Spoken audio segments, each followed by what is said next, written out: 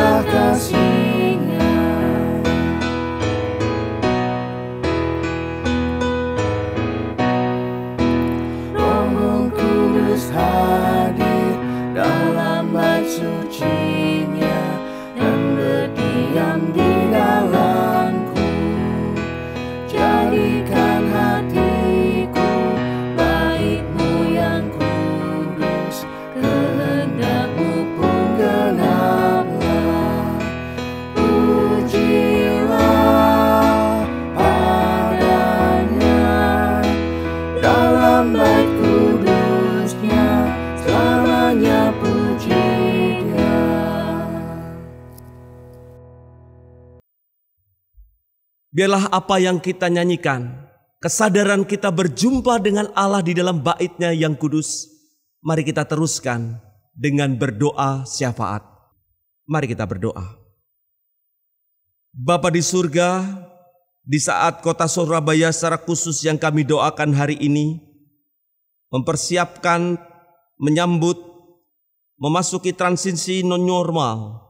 Biarlah sungguh-sungguh new normal yang dibuka pemerintah berkaitan dengan pertumbuhan perekonomian. Kiranya Tuhan yang memberkati, karena kami tahu tanpa kuasa Tuhan, kota Surabaya akan terus menambah jumlah orang-orang penderita penyakit corona.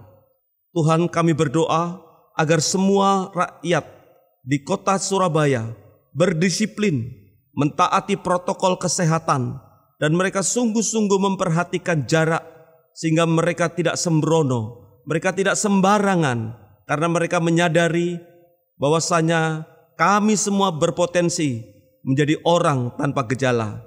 Oleh sebab itu Tuhan, biarlah Engkau yang memberikan kesadaran penuh. Kami menyerahkan aparat pemerintah yang terkait, gugus tugas yang sudah dibentuk di pemerintahan kota Surabaya, agar kami semua mentaati dan menaruh hormat atas peraturan yang telah ditetapkan. Secara khusus bagi gerejamu GKK Tenggilis, kiranya Tuhan yang berbelas kasihan ketika gereja juga mempersiapkan akan protokol kesehatan untuk menyambut pembukaan gereja yang nanti direncanakan, yang nanti akan diputuskan kapan akan dibuka kembali gereja GKK Tenggilis untuk melakukan ibadah, pembinaan rohani, pengembalaan jemaat-Mu. Tolong Tuhan, Kau yang memberkati seluruh saudara-saudara kami, teman-teman kami yang Tuhan percayakan untuk mempersiapkan, untuk mengatur jalannya protokol kesehatan untuk berlangsungnya ibadah di gereja Tuhan. Bapa di surga, kami berdoa menyerahkan ke dalam tangan pengasihan-Mu secara khusus untuk tim rekaman gereja-gereja Tuhan. Mereka bekerja keras, mereka mempersiapkan tim editing, tim yang lain untuk mengatur baik pelaksanaan suara sound system, pelaksanaan daripada penyebaran, pembagian, publisher untuk jalannya khotbah di YouTube. Tolonglah Tuhan, Kau yang memberkati seluruh teman-teman yang tergabung dalam tim rekaman khotbah juga secara khusus di Gereja Tenggilis Mejoyo. Tolong Tuhan, Kau yang menyertai mereka semua satu persatu. Kesehatan yang mereka perlukan, kreativitas, semangat untuk memberikan yang terbaik bagi Tuhan. Bapa, kami juga berdoa menyerahkan saudara-saudara kami yang sakit dan yang lemah tubuh.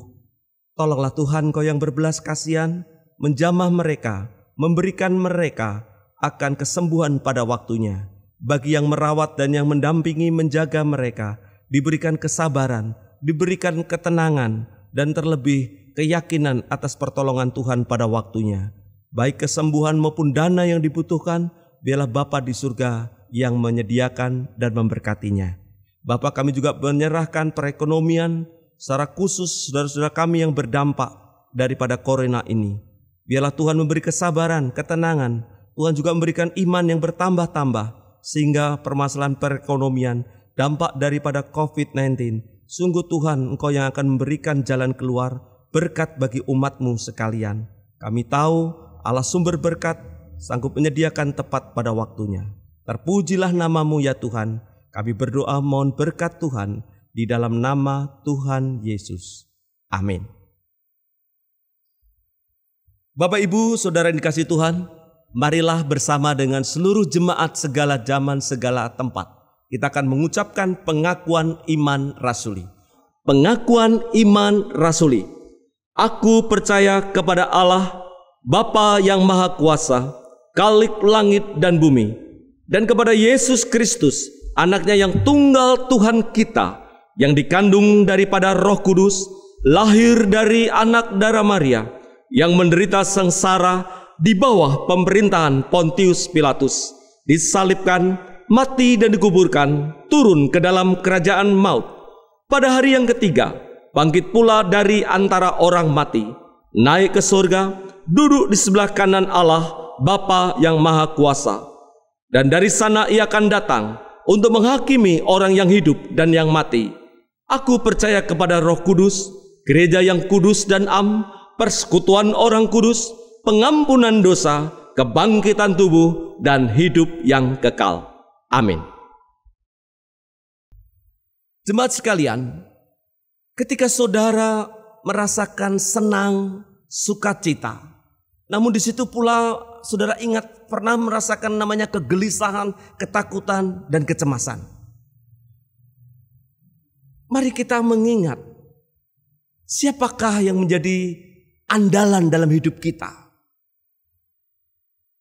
Orang yang dalam kondisi susah, dalam kondisi khawatir dan cemas, dia membutuhkan seorang namanya teman, sahabat. Oleh sebab itu ingatlah, di antara sekian teman, sahabat, saudara, ada satu sobat yang sungguh sejati dalam hidup dan kehidupan kita. Sobat yang bukan saja menghibur, bukan saja menguatkan, namun sobat itu telah memberikan hidupnya, nyawanya, mati untuk menebus saudara dan saya. Bangkit dan hidup untuk memberikan jaminan hidup kekal buat saudara dan saya. Mari kita akan menyanyikan KPPK nomor 150. KPPK 150 bait pertama dan ketiga, Yesus sobat yang sejati.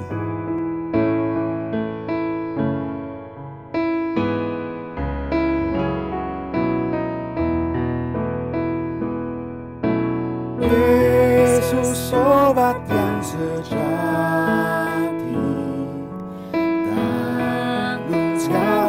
dosaku.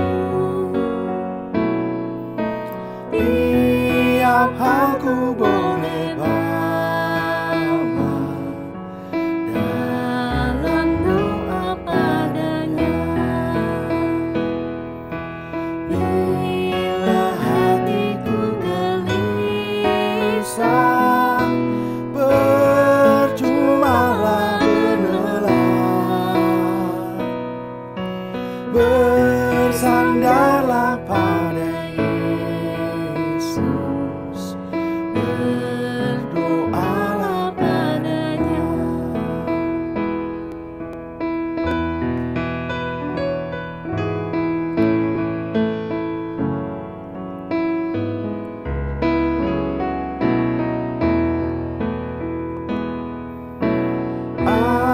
Adakah hatimu susah, lelah karena beban berat?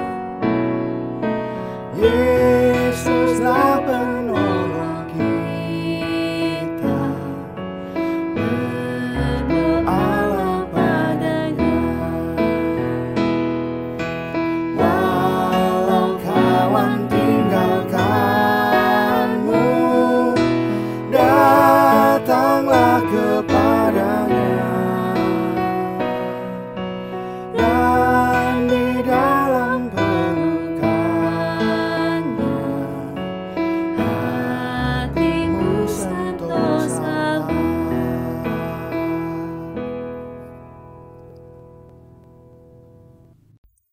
Bapak Ibu Saudara yang dikasihi oleh Tuhan, marilah kita bersama-sama sekarang membaca bacaan bertanggapan yang diambil dari Bilangan 13 ayat 25 sampai dengan ayatnya yang ke-33. Saya akan membaca ayat bernomor ganjil, Bapak Ibu Saudara sekalian membaca ayat yang bernomor genap. Bilangan 13 ayat 25 sampai dengan ayat 33. Saya akan membaca dari ayat yang ke-25 lebih dahulu, Bapak Ibu 26, demikian seterusnya sampai ayat 33. Sesudah lewat 40 hari, pulanglah mereka dari pengintaian negeri itu. Dan langsung datang kepada Musa, Harun, dan segenap umat Israel di Kades, di padang gurun Paran. Mereka membawa pulang kabar kepada keduanya dan kepada segenap umat itu dan memperlihatkan kepada sekaliannya hasil negeri itu. Mereka menceritakan kepadanya, "Kami sudah masuk ke negeri, kemana kau suruh kami. Dan memang negeri itu berlimpah-limpah susu dan madunya. Inilah hasilnya." Hanya bangsa yang diam di negeri itu kuat-kuat, dan kota-kotanya berkubu dan sangat besar. Juga keturunan Enak telah kami lihat di sana. Orang Amalek diam di tanah Negeb, orang Het, orang Yebus, dan orang Amori diam di pegunungan. Orang Kanaan diam sepanjang laut dan sepanjang tepi sungai Yordan. Kemudian Kaleb mencoba menenteramkan hati bangsa itu di hadapan Musa. Katanya, "Tidak, kita akan maju dan menduduki negeri itu, sebab kita pasti akan mengalahkannya." Tetapi orang-orang yang pergi ke sana bersama-sama dengan dia berkata, "Kita tidak dapat maju menyerang bangsa itu, karena mereka lebih kuat daripada kita." Juga mereka menyampaikan kepada orang Israel kabar busuk tentang negeri yang diintai mereka, dengan berkata, "Negeri yang telah kami lalui untuk diintai adalah suatu negeri yang memakan penduduknya. Dan semua orang yang kami lihat di sana adalah orang-orang yang tinggi-tinggi perawakannya.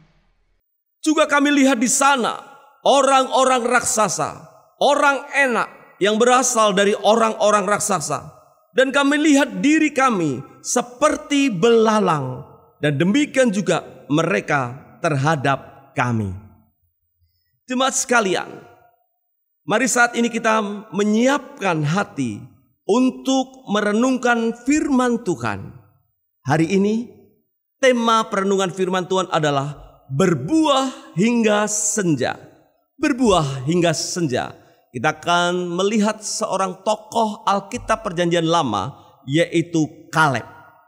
Kita akan mendasari firman Tuhan dari Yosua 14 ayat 5 sampai dengan ayat yang ke-14. Oleh sebab itu, sebelum penguraian dan pengajaran firman Tuhan, marilah kita meminta Tuhan menolong kita mengerti akan firman-Nya. Mari kita bersama berdoa. Bapa di surga, berkatilah kami untuk memahami dan mengerti akan kebenaran firman-Mu. Kami membuka hati dan pikiran kami. Kami menyiapkan akan diri kami untuk Tuhan ajar di dalam pembelajaran firman-Mu. Allah Roh Kudus, berkati setiap kami, umat-Mu yang belajar maupun hamba-Mu yang mengajar. Kiranya Allah Roh Kudus berkenan memberkati kami semuanya. Kami berdoa mohon pertolongan dan berkat Allah Roh Kudus. Kiranya Engkau yang memimpin kami, memberikan pemahaman kepada kami. Dalam nama Yesus kami naikkan doa permohonan ini. Amin. Bapak Ibu, nanti sebelum firman Tuhan ini kita uraikan, namun lebih dulu kita akan menyanyikan KPPK nomor 321. KPPK 321. Tuhan aku perlu setiap waktu.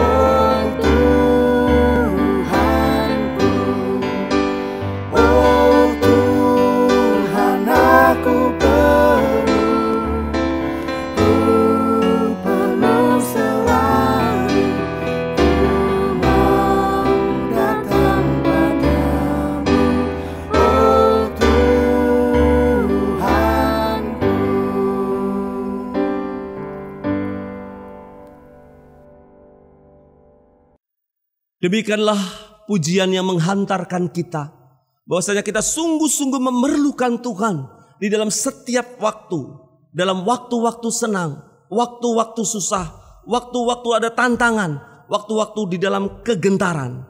Maka kitab Yosua yang kita baca hari ini akan relevan ketika menjawab persoalan hidup saudara saya di tengah-tengah pandemi COVID-19 ini, bersama dengan implikasi yang lainnya. Bapak Ibu Saudara yang dikasihi oleh Tuhan, mari kita akan memperhatikan sekarang dari kitab Yosua. Yosua pasalnya yang ke-14 ayat 6 sampai dengan 15. Yosua 14 ayat 6 sampai dengan ayat 15. Saya akan membaca di dalam Alkitab LAI terjemahan baru. Kiranya jemaat semua dapat membuka Alkitab kita masing-masing ataupun aplikasi Alkitab. Yosua 14 ayat 6 sampai dengan ayatnya yang ke-15. Saya akan membacakan bagi kita sekalian.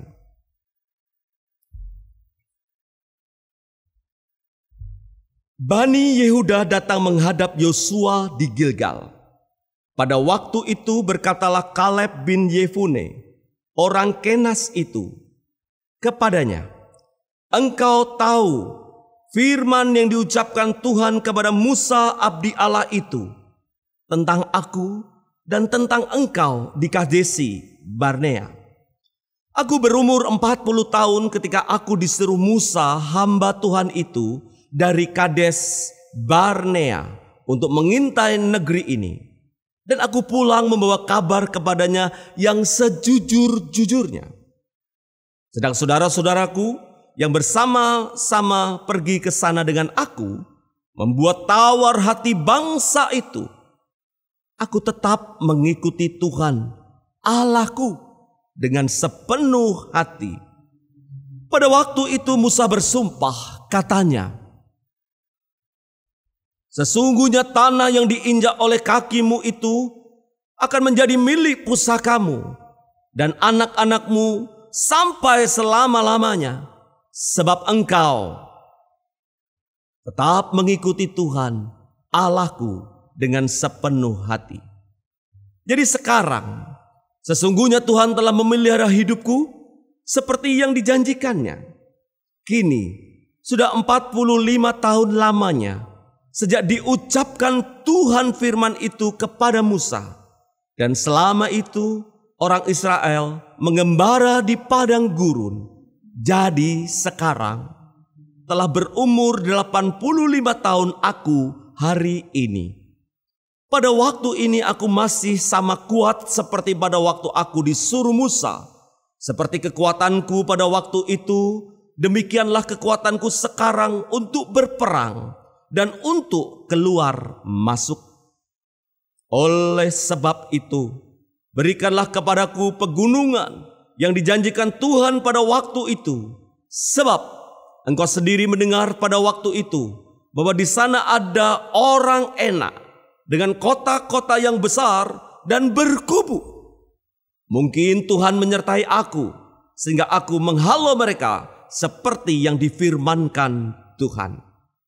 Lalu Yosua memberkati Kaleb bin Yefune, dan diberikannya Hebron kepadanya menjadi milik pusakanya. Itulah sebabnya Hebron menjadi milik pusaka Kaleb bin Yefune, orang Kenas itu sampai sekarang ini. Karena ia tetap mengikuti Tuhan Allah Israel dengan sepenuh hati. Nama Hebron dahulu ialah Kiryat Arba. Arba ialah orang yang paling besar di antara orang enak. Dan amanlah negeri itu berhenti berperang. Sedemikian jauh pembacaan firman Tuhan. Selamat dan berbahagia saudara dan saya yang membaca firman Tuhan dan yang mempercayainya dalam hidup kita sehari-hari. Amin.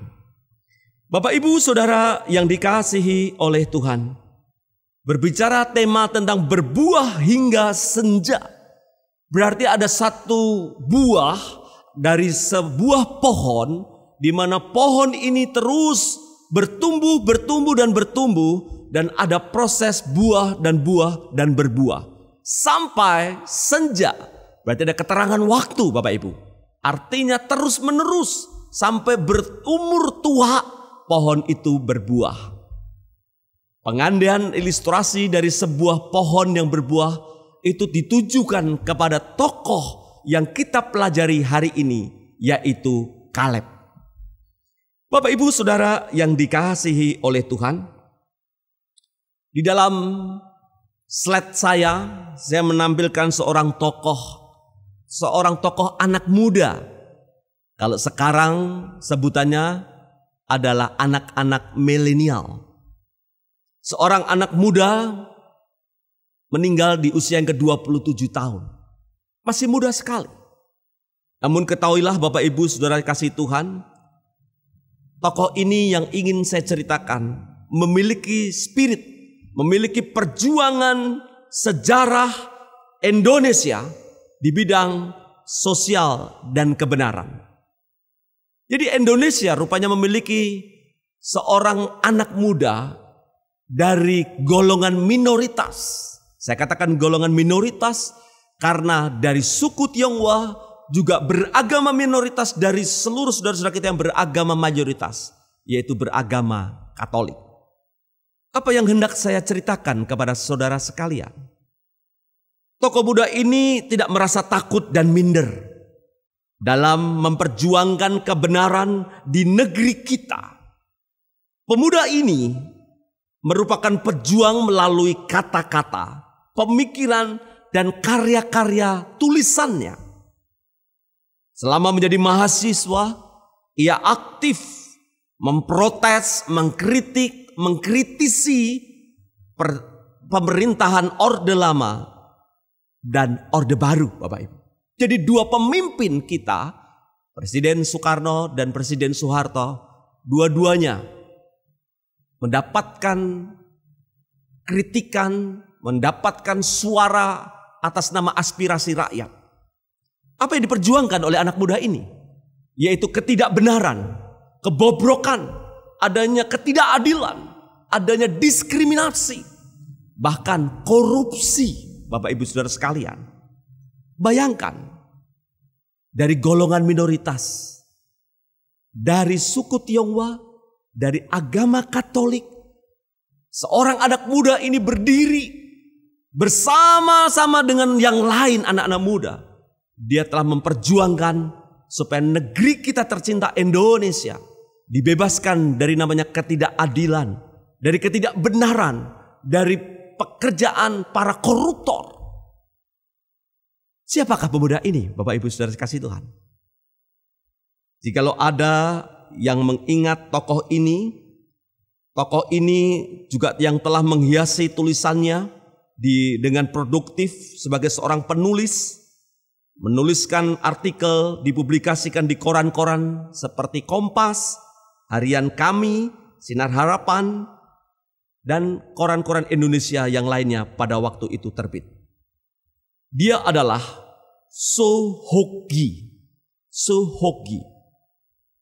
Ia pantas ditempatkan, saudara, pada urutan atas dalam daftar tokoh-tokoh Tionghoa dalam sejarah perjuangan Indonesia. Soe-Hok-Gi dilahirkan di Jakarta pada tanggal 17 Desember 1942. Ia adalah seorang aktivis yang sungguh memang menentang ketidakbenaran jalannya pemerintahan. Ia warga Tionghoa dari keturunan keluarga provinsi Hainan. Ayahnya bernama Su Li-pi alias Salam Sutrawan. Soe-Hok-Gi anak keempat dari 5 bersaudara, dan kakaknya juga menjadi seorang pejuang sosial, yaitu Bapak Arif Budiman, seorang sosiolog dan dosen di Universitas Kristen Satya Wacana yang memiliki pemikiran kritis dan vokal terhadap jalannya pemerintahan dan politik Indonesia. Perjuangannya telah melahirkan beberapa buku yang menginspirasi perjuangan generasi penerus negara kita. Bahkan Bapak Ibu Saudara sekalian, salah satu bukunya telah diangkat di layar lebar oleh sutradara Riri Risa yang dibintangi oleh Nicholas Saputra pada tahun 2005. Buku harian Soe-Hok-Gi jadi inspirasi untuk film yang berjudul Gi. Film ini menjadi salah satu film box office di Indonesia pada tahun 2005, Bapak Ibu. Dan menghantarkan Nicholas Saputra meraih Piala Citra sebagai aktor terbaik. Jadi saudara, ada seorang anak muda yang tidak takut, yang tidak gentar, yang tidak minder, dan rendah diri. Atas nama mungkin strata suku, sosial, atas nama agama, di tengah-tengah mayoritas negeri kita Indonesia. Dia mau dan berani berjuang. Dia tampil beda dengan teman-temannya, dengan seangkatan generasinya. Kalau di Indonesia kita punya Soe-Hok-Gi, maka firman Tuhan hari ini kita punya tokoh Kaleb, Bapak Ibu. Kaleb adalah salah satu dari 12 pengintai yang memiliki perjuangan iman yang benar atas tugas dan tantangan yang dia terima dari Musa di saat mengintai tanah perjanjian. Marilah kita akan belajar jejak kehidupan Kaleb yang bisa sampai berbuah hingga senja. Saudara, kita akan menemukan sedikitnya 2 perjalanan hidup yang bisa kita pelajari dari tokoh Kaleb. Yang pertama, Bapak Ibu Saudara sekalian, perjalanan iman waktu muda Kaleb. Perjalanan iman waktu muda Kaleb. Bapak Ibu Saudara yang dikasihi oleh Tuhan, nats firman Tuhan yang kita baca tadi merupakan percakapan akrab dari 2 teman, dari 2 sahabat, yaitu Yosua dan Kaleb. Kita ingat saudara, di dalam Yosua pasal yang pertama, ketika mulai peralihan pemimpin Musa kepada Yosua, maka ketika Yosua diteguhkan menjadi pemimpin penerus pengganti Musa, Kaleb hadir di sana. Kaleb ada di sana. Dan Kaleb turut serta dalam ibadah pengalih tugasan, atau kalau kita bilang di sini mungkin Musa waktu itu ibadah emeritus, begitu zaman sekarang untuk gereja. Pendeta yang sudah usianya lanjut berumur dengan syarat-syarat tertentu akan mengakhirinya dengan ibadah emeritus. Maka Musa hari itu menabiskan, mengangkat Yosua sebagai penggantinya. Maka hari itu Kaleb hadir di sana. Kaleb ada dan mengikuti. Dan Kaleb menerima dan mau dipimpin oleh Yosua yang adalah pemimpinnya sekarang. Jadi tadi saya katakan ini adalah percakapan dialog seorang sahabat, seorang teman, dan sekaligus seorang pimpinan dengan yang dipimpin. Bapak Ibu Saudara yang dikasihi Tuhan, ingatkah dari bacaan bertanggapan tadi? Keduanya merupakan bagian daripada 12 pengintai. 12 pengintai. Disitulah yang membedakan. Dari 10 pengintai yang mengalami ketakutan, kecemasan, bahkan memprovokasi untuk tidak berani dan merebut serta menyerang tanah perjanjian itu. Namun Yosua dan Kaleb berbeda dengan mereka. Bapak Ibu yang dikasihi oleh Tuhan, Yosua sekarang menjadi pemimpin. Maka nats yang kita baca hari ini, ketika Kaleb datang berbicara, bercakap-cakap, bukan sedang ngobrol-ngobrol biasa, tapi ada satu tujuan, yaitu tujuannya supaya Yosua memberikan tanah Hebron seperti yang dijanjikan oleh Musa. Permintaannya ini bukan sebagai bentuk perlawanan, pemberontakan, ataupun sebagai bentuk iri hatinya, atau merasa itu hakku. Tapi ini semata-mata karena yang dijanjikan oleh Musa atas nama Tuhan. Dengan sikap hormat sebagai yang dipimpin, maka dia datang kepada pemimpin, dia tetap menaruh respek Bapak Ibu. Tidak ada sedikit pun rasa hati yang busuk. Tidak ada sedikit pun kepalsuan. Yang ada adalah hati yang tulus dari seorang Kaleb. Karena dia tahu dia sekarang bercakap-cakap dengan seorang pemimpin yang telah diurapi oleh Allah. Seorang pemimpin yang telah dilantik dan menjadi satu tanda legalisme pemimpin bagi umat Israel yang baru. Bapak Ibu yang dikasihi oleh Tuhan, dalam bagian ini kita membahas pribadi Kaleb. Kaleb bin Yefune yang tidak kenal tawar hati. Kenapa saya katakan tidak tawar hati? Sebab ia selalu totalitas tepatnya. Sepenuh hati dalam mengikut Tuhan. Totalitas di dalam menghormati, respek, dan mau dipimpin oleh Yosua yang adalah teman sahabatnya. Totalitas untuk membantu perjuangan Yosua sebagai pemimpin yang baru menggantikan Musa. Totalitas di dalam hari tuanya juga tetap mau percaya kepada Tuhan. Bapak Ibu Saudara yang dikasihi oleh Tuhan, hal ini kita dapat melihat di dalam penjelasan Bilangan 13 ayat 6, Yosua 15 ayat 17, Hakim-Hakim 1 ayat 13, ayat 3 sampai dengan ayatnya yang ke-9. Kita melihat bagaimana totalitas hidup seorang namanya Kaleb. Bapak Ibu yang dikasihi oleh Tuhan, kalau kita memperhatikan slide saya berikutnya, kita akan mengerti apa arti nama dari Kaleb. Apa arti nama dari Kaleb?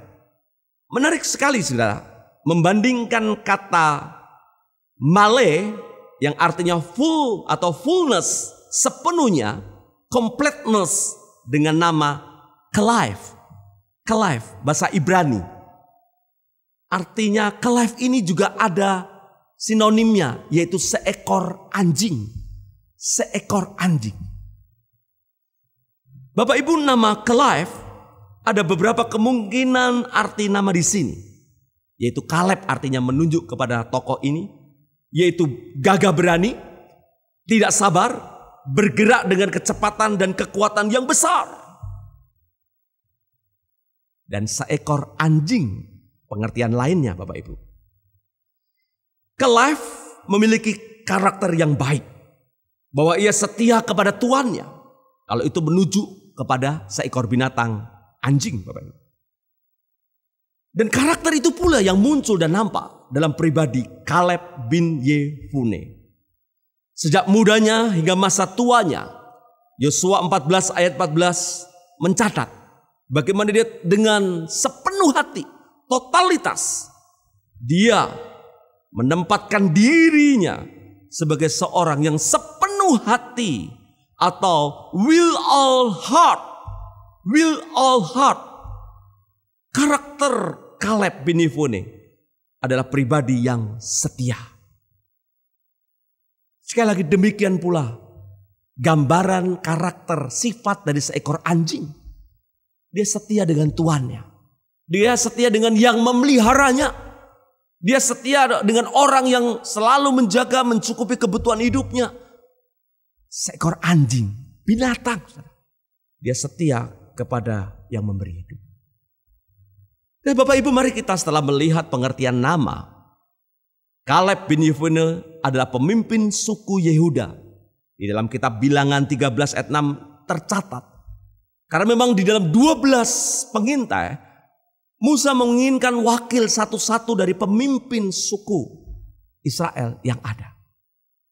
Di sana dikatakan Kaleb dari suku Yehuda yang diizinkan Tuhan akhirnya masuk ke tanah perjanjian, yaitu tanah Kanaan. Apa sebabnya saudara? Hanya Kaleb dan Yosua tepatnya lengkapnya. 2 orang ini saja yang diizinkan masuk. Sementara yang ke-10 yang memberikan laporan yang negatif, laporan yang tidak membangun, laporan yang membuat orang-orang Israel takut dan gentar. Tidak diperkenankan Allah masuk ke tanah perjanjian atau tanah Kanaan. Nah Bapak Ibu, di dalam referensi kitab Bilangan 13 ayat 30 menjelaskan bahwa sekali lagi Kaleb dan Yosua menenteramkan bangsa Israel. Mereka maju dan mengalahkan bangsa yang akan mereka hadapi. Sikap ini berbeda dengan teman-temannya yang sekali lagi hanya sekedar memberikan fakta dan disertai asumsi manusiawi atau akali belaka. Tanpa melihat tantangan masalah itu, di balik itu ada yang berkuasa dan sanggup mengalahkannya. 10 orang ini mewakili kita Bapak Ibu. Yang kadang-kadang jujur, takut dan gentar ketika ada masalah, ada tantangan hidup. Seolah masalah dan tantangan hidup itu menutupi mata kita sehingga sudah tidak bisa lagi melihat akan di balik masalah itu ada kuasa Tuhan. Ada tangan Tuhan yang berkuasa mengulurkan tangannya kepada umatnya untuk menyingkapkan dan melepaskan belenggu masalah itu. Hari ini di antara kita, ketika merasakan kurang lebih 2-3 bulan dampak corona ini, apakah kita akan berpikir dan berkata, sampai kapan masalah ini? Sampai kapan penderitaan ini akibat corona? Ada kekhawatiran, ada kecemasan, ada kebosanan, ada kejenuhan.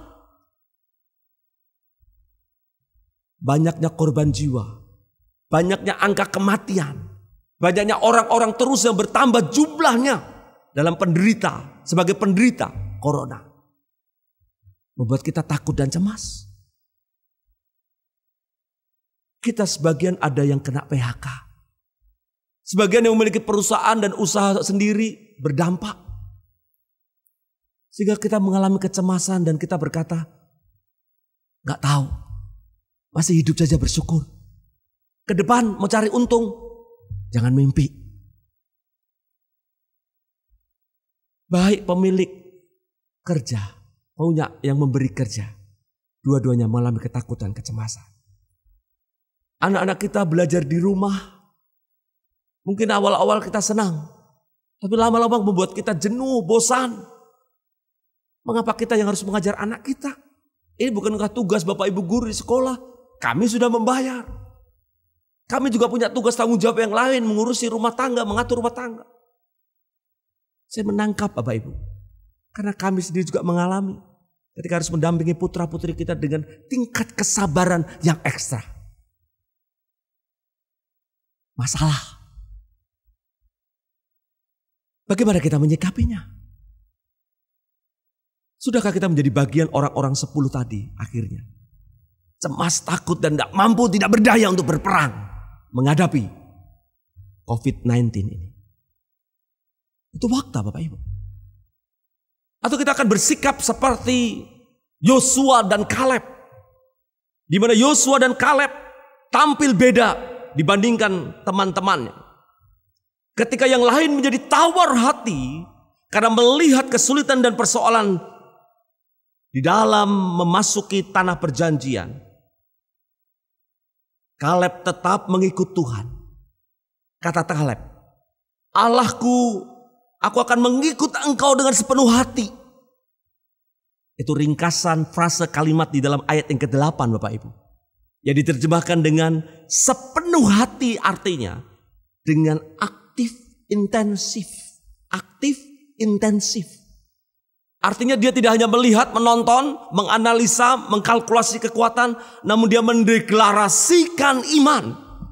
Dia mendeklarasikan iman untuk dibagikan, ditransformasikan kepada seluruh umat Israel.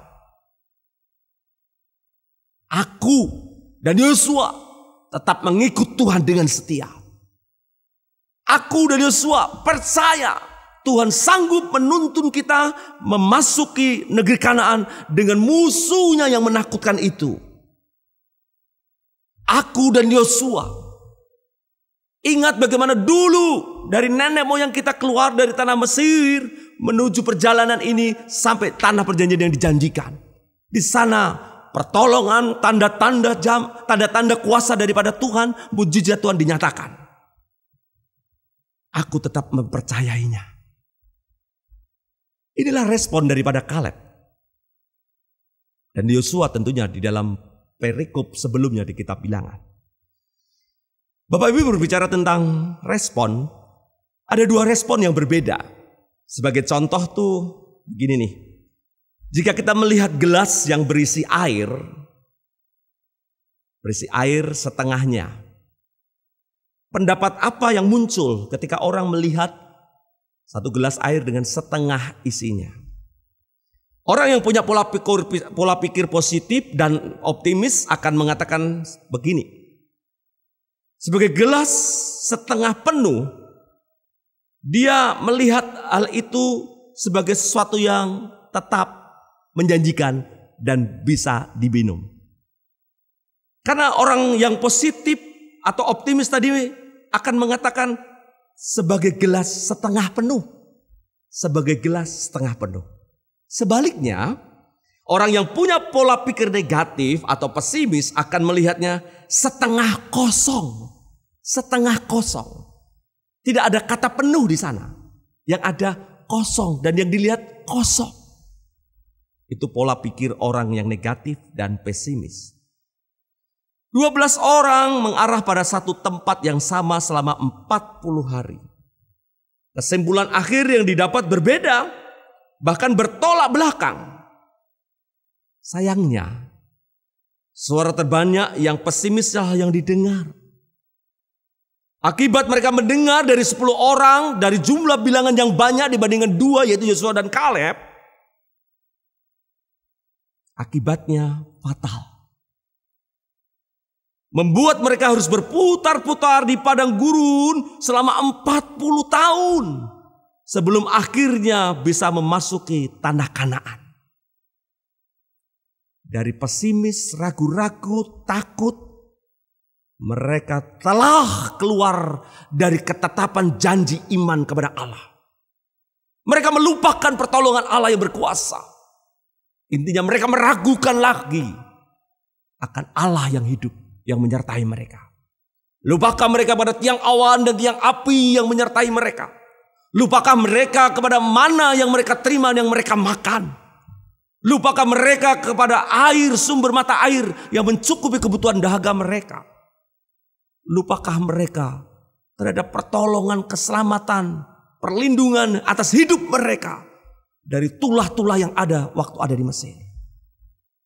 Fatal bagi orang-orang yang tidak percaya, yang meragukan, bahkan lupa ada Tuhan dalam hidupnya. Tinggal saudara pilih keputusan dan ketetapan hari ini. Meragukan, melupakan Allah. Jangan sampai ada sesuatu yang fatal dalam hidup kita. Bapak Ibu yang dikasihi oleh Tuhan. Dari kedua respon tadi adalah bagian dari dua laporan yang sudah disampaikan dua kelompok. Kelompok 10 orang dan kelompok 2 orang. Dari jumlah bilangan orang biasanya akan melihat dan mempercayai. Kan yang menyaksikan, yang berbicara atas nama banyak orang. Maka mereka pasti akan kena psikologi massa istilahnya. Psikologi massa. Ketika 1-2 orang berteriak maling. Dan semua bilang maling, ini maling, ini maling. Semua akan berkata ini pasti maling. Tanpa ada klarifikasi, tanpa ada penjelasan. Orang yang dituduh maling belum tentu maling. Dia justru menolong orang yang kecopetan. Dia membawa barang ini ingin disampaikan. Maka orang yang kecopetan merasa orang itu yang mengambilnya. Sebentar copet yang sesungguhnya lepas dan lari. Sama aja ketika ada orang yang menolong tabrakan begitu. Ketika orang itu menolong seorang diri, ada korban yang terkapar di tengah jalan. Tidak ada orang yang melihat. Ketika ada orang yang berkata kamu pasti yang nabrak. Maka kata satu orang kamu yang menabrak diikuti oleh yang lain. Maka semua percaya kalau yang menabrak orang itu. Padahal kalau ada CCTV atau orang itu sendiri berkata aku bukan yang nabrak, aku justru menolong, melihat korban ini, maka aku datang mendekatinya. Bapak Ibu lihat psikologi massa. Dalam demonstrasi ketika orang serbu, bakar, ambil, maka ketika semua bersetuju mencemakatinya, setuju, ambil, rusak, bakar, jarah. Psikologi massa. Lebih percaya kepada banyak orang. Tanpa ada klarifikasi. Tanpa ada satu pembicaraan, percakapan. Mencari kebenaran. Kadang-kadang kita bisa jatuh ke dalam gerakan ataupun arus permasalahan seperti ini. 2 orang dibanding 10 yang ngomong. Gak dipercaya. Gak digugu orang Jawa bilang. Mereka lebih percaya kepada yang banyak orang.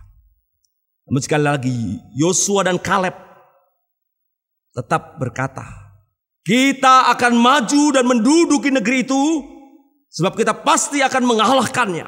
Bilangan 14 ayat 30. Dengan sikap imannya ini, Kaleb menjadi salah satu yang diizinkan Tuhan masuk tanah Kanaan. Tuhan telah menjanjikan bahwa Kaleb dan anak-anaknya akan melihat dan mendapatkan negeri yang dijanjikan Allah. Ulangan 1 ayat 34-36 mencatat. Sikap Kaleb dan Yosua diperhitungkan Allah. Maka dalam bacaan tadi ayat 30.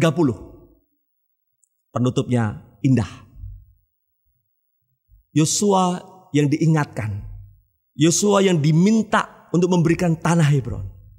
Maka setelah diingatkan. Dengan belas kasihan dan kerendahan hati seorang pemimpin yang sekaligus juga teman sahabat daripada Kaleb, dia mendukung dan memberikannya dengan sukacita tanah Hebron itu. Bapak Ibu Saudara kasih Tuhan, apa yang kita dapat pelajari dari seorang Kaleb dalam perjalanan mudanya? Muda penuh idealisme. Waktu mahasiswa menyuarakan kebenaran, anti korupsi, anti nepotisme, anti kolusi. Tapi setelah bekerja, setelah memegang jabatan, memegang uang, membutuhkan fasilitas ini dan itu, di mana idealisme? Apakah tetap terjaga dan terpelihara? Atas nama idealisme, ketika ada tantangan, ketika dihadapkan kita sebagai minoritas, apakah kita tetap berani tampil beda? Dengan iman yang teguh, dengan kebenaran yang sejati, tulus memelihara hati ini untuk berani tampil beda dibandingkan dengan mereka. Bukan hal yang mudah. Tapi anak-anak muda, kalian tetap diberikan kesanggupan untuk Tuhan melakukan hal itu. Dan sanggup pula bisa seperti Kaleb. Berbicara kebenaran, bersikap kebenaran, menjaga kekudusan hidup, dan berintegritas di dalam firman. Tuhan akan tetap menjaga dan memeliharamu. Bagian yang kedua, saudara, kita akan melihat perjalanan iman waktu tua Kaleb. Saudara, kalau saya boleh bilang perjalanan iman waktu tua Kaleb, perjalanan hidup Kaleb itu sudah tua. Jelas clear, saudara, dalam pembicaraan dengan Yosua tadi. Sekarang usiaku 85 tahun. Sudah tidak muda lagi. Sudah tidak energik lagi. Tidak sekuat dulu lagi. Tua identik dengan lemah. Lole. Tidak sanggup apa-apa lagi. Tidak bisa melakukan aktivitas se-energik dulu lagi. Satu sisi kebenaran iya. Tapi banyak pula orang-orang tua yang masih kuat, masih energik, masih bekerja dan ingatannya tajam. Hafal tentang barang-barang, item-item yang kecil. Saya menjumpai itu Bapak Ibu Saudara sekalian. Ada orang-orang tua yang jemaat miliki yang bercerita. Mama papanya masih bekerja, masih hafal itu barang-barang, item-item yang kecil-kecil. Tempatnya ada di mana, kapan pembayarannya. Luar biasa. Puji Tuhan untuk orang-orang yang dikanugerahi Tuhan seperti itu. Masih ada semangat untuk bekerja. Ada tanggung jawab untuk menghidupi akan keluarga dan anak-anaknya. Ada Bapak Ibu. Bapak Ibu, menarik sekali kalau saya mengatakan tua. Di dalam perikop yang kita baca ini, pembicaraan Kaleb kepada Yosua. Ada singkatan TUA, tua. Cocok dan tepat kepada arti nama dari Kaleb. Yaitu menjaga kemurnian hatinya dengan setia. Apa itu tua? T yang pertama adalah trustworthy. Kita melihat di dalam ayat yang ke-6. Dia sungguh seorang pemimpin suku Yehuda yang dapat dipercaya. Trustworthy. Dia tidak menyalahgunakan kepemimpinannya. Dia sungguh-sungguh cocok sebagai seorang leader yang memimpin. Untuk memberitahukan kepastian Allah menyertai. Untuk merebut dan memimpin masuk tanah Kanaan. Dapat dipercaya. T, trustworthy. Yang kedua adalah useful. Useful, ayat yang ke-9. Dia sangat-sangat memberikan hidupnya itu berguna. Dia tidak asal dipilih, ikut-ikut saja, mengintai. Terus mengikut-ikutan yang 10 bercerita, menyampaikan berita. Tapi dia berani kontra. Dia hadir dan mempergunakan eksistensinya sangat-sangat tepat dan berguna. Useful. Dia tidak takut penilaian, dia tidak takut dikucilkan, dia tidak takut namanya minoritas. A, yang terakhir adalah achievement. Ayat yang ke-24, achievement, prestasi. Sekalipun dianggap freak, aneh bagi orang-orang yang lain, tapi di mata Allah diperjuangkannya iman seperti itu, Allah bersukacita. Allah bergembira atas iman yang dimiliki, kemurnian iman yang dimiliki dari Kaleb. Yang dia tidak ingin melepaskan dan meragukan Allah. Maka Allah berkenan atas iman yang dimiliki Kaleb dan Yosua. Kaleb, achievement, ada sebuah prestasi. Kita melihat Hebron menjadi miliknya. Bapak Ibu Saudara yang kasih Tuhan. Sekali lagi, kalau kita melihat PPT, slide saya yang berikutnya. Itu adalah gambaran orang tua. Gambaran orang tua itu akan berbicara seperti ini. Tua itu tentang usia. Dewasa itu tentang karakter. Semua orang pasti tua. Tetapi tidak semua orang memiliki karakter yang dewasa. Kaleb membuktikannya. 40 tahun dia berjuang dengan idealis kebenaran firman, kepercayaan kepada Allah. 85 tahun bukan menjadi orang yang tidak berguna, yang hanya sekedar meminta-minta hak, fasilitas, ngingat-ngatin Yosua. Tapi artinya di dalam usia 85 tahun ini dia ketika memasuki, maka menduduki Hebron, di sana pun tantangan masih ada. Ada orang-orang yang menghuni, ada penduduk-penduduk yang menjadi lawan daripada suku Israel. Dan itu tantangan, apakah Kaleb sanggup masuki dan tetap percaya pada Allah menghadapi musuh-musuhnya. Dewasa iman, Kaleb. Janganlah takut menjadi tua, sebab tentu menua itu pasti. Namun takutlah tidak jadi dewasa, sebab kedewasaan sikaplah yang menjadi jalur kebahagiaan dan kemuliaan. Dari kedewasaan usia itu menghantarkan kita semakin dekat kepada Allah, semakin takut kepada Allah. Karena kita tahu kapan usia kita berhenti, kapan usia kita akan full stop, titik.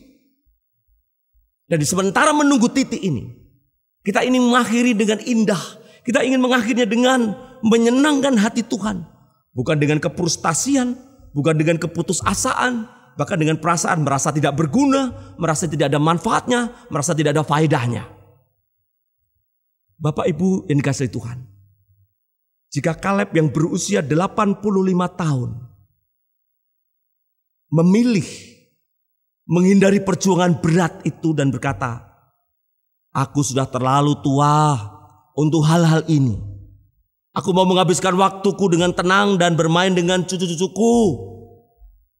Tidak peduli dengan Hebron yang dijanjikan Musa. Bisa saja dia milih. Enak-enak saja dia di bawah pimpinan Yosua. Ikut perang ya perang, menang ya menang. Ya sampai nanti mati. Tapi di dalam usia yang ke-85. Iman yang sama yang waktu muda dia miliki. Terus terpelihara.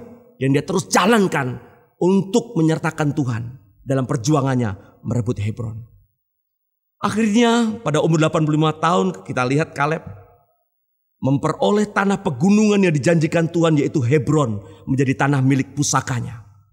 Ayat yang ke-6 sampai 15. Bahkan Kaleb juga mendapatkan tanah lainnya, yaitu Kiryat Arba dan Debir, yang direbut oleh Otniel, yang kemudian menjadi menantunya. Yosua 15 ayat 13 sampai 17. Semuanya Kaleb peroleh karena ada iman, Bapak Ibu Saudara sekalian. Iman yang melahirkan sikap optimis dan berpikir positif. Iman yang menghibur dan menguatkan dia selagi dia sekarang memasuki usia tua. Keteguhan iman Kaleb terlihat dari sikap dan kata-katanya. Ketika dia mengingat dulu, jika Tuhan berkenan kepada kita, maka ia akan membawa kita masuk ke negeri itu. Bilangan 14 ayat 6 sampai 9. Dia berdiri dan berseru, berteriak. Dia mengoyakkan jubahnya. Dia berkata, jika Tuhan berkenan kepada kita, maka ia akan membawa kita masuk ke negeri itu. Artinya, jika Tuhan berkenan membawa kita kepada kemenangan, jika Tuhan berkenan membawa kita melepaskan dari masalah, penderitaan, sakit penyakit, kecemasan, dan banyak perkara yang kita hadapi, asal kita percaya. Tidak ada ketakutan dan kecemasan harusnya orang yang dekat dengan Allah. Tidak ada kecemasan dan kegentaran, bahkan merasa tidak berguna di hari tua ketika masalah semakin banyak datang. Ingat Bapak Ibu yang dikatakan Amsal 23 ayat 18. Karena masa depan sungguh ada dan harapanmu tidak akan hilang.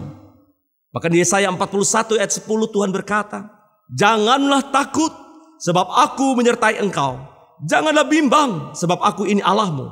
Aku akan meneguhkan, bahkan akan menolong engkau. Aku akan memegang engkau dengan tangan kananku yang membawa kemenangan. Yesaya 41 ayat 10.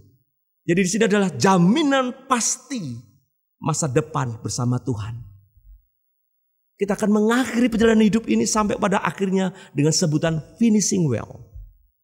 Bapak Ibu ingat, saya tutup dengan ilustrasi ayam. Seekor ayam atau seekor ayam potong tepatnya. Itu ketika dia dipotong dan mati, dia akan disebut banyak macam. Dari ayam yang mati dipotong tadi, maka ayam itu akan diberi nama ayam goreng. Perhatikan slide gambar ini. Pasti akan ada yang merasa mulai lapar, bahkan mulai ingin kapan saya mau makan ya, ini jamnya saya makan ini. Ada yang disebut juga ayam opor, ada yang disebut ayam kare, ada yang disebut sate ayam, ada yang disebut ayam suwir. Dari seekor ayam yang dipotong, dia mati, memiliki nama berikutnya yang berguna, yang bermanfaat. Saudara dan saya bukan ayam, saudara saya bukan binatang, seorang pribadi, somebody. Mari kita sebagai seseorang ini, hidup kita sampai mati nanti memberi makna dan arti, berguna dan terus memuliakan Tuhan, berguna dan terus menyenangkan hati Tuhan. Bukannya malah ada frustasi dan keputusasaan. Marilah Bapak Ibu Saudara yang kasih Tuhan. Jika usia kita mulai senja, jangan kendor semangat kita. Jika kita masih muda, tempalah diri agar makin bertambah umur akan menjadi makin giat menjadi pelayan Tuhan. Dan kuat di dalam iman. Hidup kita milik Tuhan. Dari Tuhan, oleh Tuhan, untuk Tuhan. Maka itu Kaleb menjadi contoh dan teladan bagi kita. Kiranya firman Tuhan ini menjadi kekuatan, menjadi pengharapan dan petunjuk kita menjalani hidup ini. Tuhan memberkati. Amin. Mari kita berdoa. Berkatilah firman-Mu, sehingga kami, jemaat-Mu yang sudah lanjut usia, jemaat-Mu ada yang sudah tua, mungkin merasa berpikir tidak berguna, sakit-sakitan, lemah di dalam berbagai hal. Lemah ingatan, lupa, lemah fisik pendengaran, lemah penglihatan dan fisik telinga, banyak yang lain yang mungkin dirasakan membuat umat-Mu ada yang sedih, kecewa. Dalam keterbatasan usia ini Tuhan, hamba berdoa, kuatkan dan hiburkan mereka untuk terus berkarya dan percaya kepada Tuhan.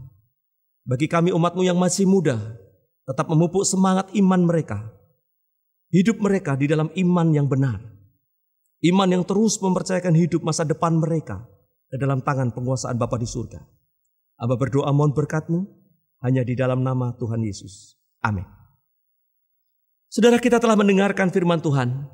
Kini saatnya kita menyatakan ucapan syukur dan dengan penuh sukacita memberikan persembahan uang kita, materi, benda, segala sesuatu yang kita miliki, ingatlah itu berasal dari Tuhan. Maka itu kita wajib untuk kembalikan untuk hormatan kemuliaan nama Tuhan.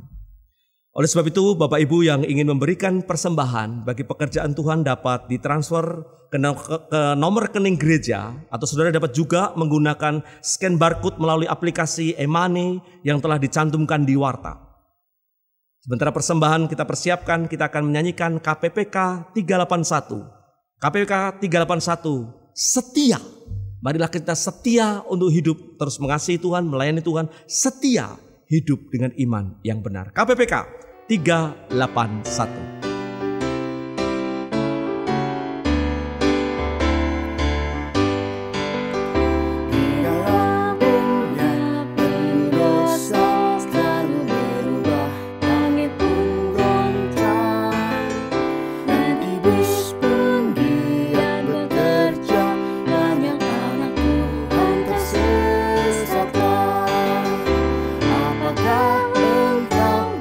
Bimbang hatimu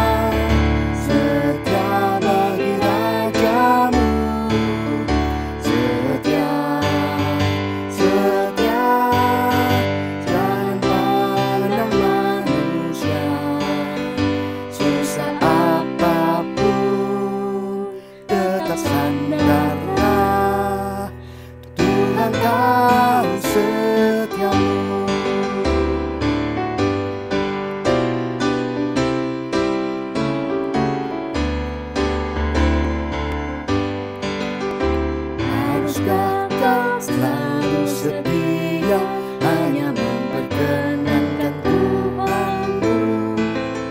Kesusahan bukan yang bakal dan digantinya mahkota mulia.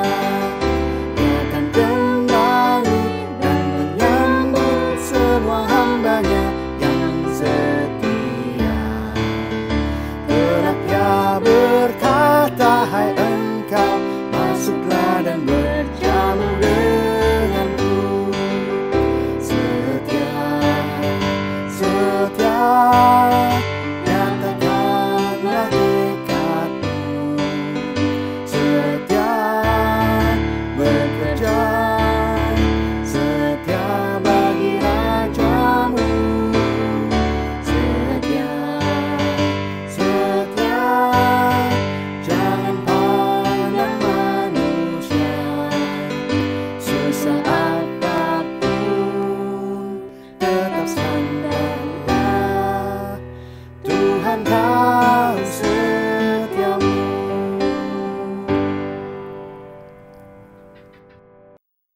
Mari kita berdoa untuk persembahan yang akan kita kumpulkan bagi pekerjaan Tuhan. Mari kita berdoa. Bapa, kami berdoa untuk persembahan yang sudah terkumpul, mereka yang sudah memberi ataupun yang belum memiliki kesempatan memberi. Biarlah Tuhan terus memberi jaminan kehidupan kami, memelihara kami dengan iman yang Tuhan tumbuhkan. Oleh sebab itu, kami ingin menyerahkan pengumpulan persembahan ini dengan penuh sukacita. Kami menyerahkan setiap umat-Mu, peliharakanlah hidup mereka, pekerjaan mereka, rumah tangga mereka. Mereka yang masih studi, kuliah, Tuhan juga berkati, sehingga mereka pun menjadi manusia-manusia pribadi-pribadi yang terus mempermuliakan Tuhan, baik melalui harta, melalui iman, melalui pelayanan kami. Inilah doa dan ucapan syukur kami dalam nama Tuhan Yesus. Amin.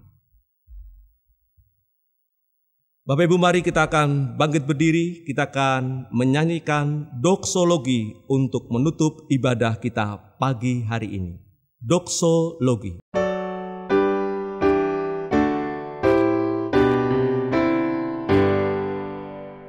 Puji Allah Bapa Putra, puji Allah Roh Kudus, ketiganya yang esa. Pohon selamat sumber berkat.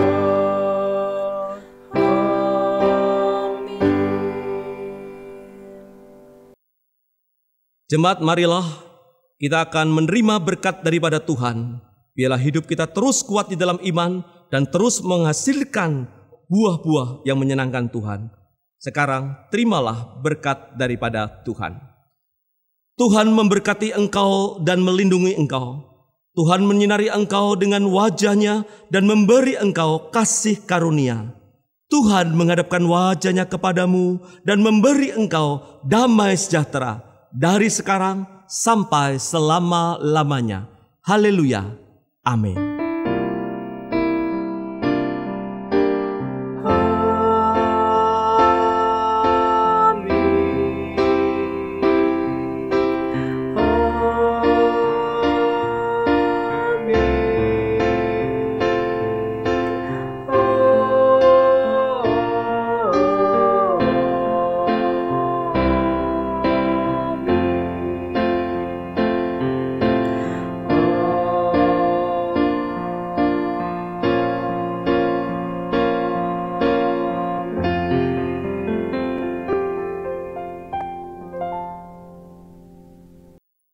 Bapak, Ibu, Saudara dikasih Tuhan, demikianlah ibadah kita pagi hari ini. Biarlah Tuhan yang terus menjaga dan memberkati kita sekalian, dimanapun saudara sekarang beribadah bersama keluarga. Dan teruslah berdoa untuk kerinduan kita berjumpa di rumah Tuhan di ibadah Gedung Gereja Trita tercinta GKK Tegelis Wijoyo. Tuhan memberkati kita sekalian. Haleluya. Amin.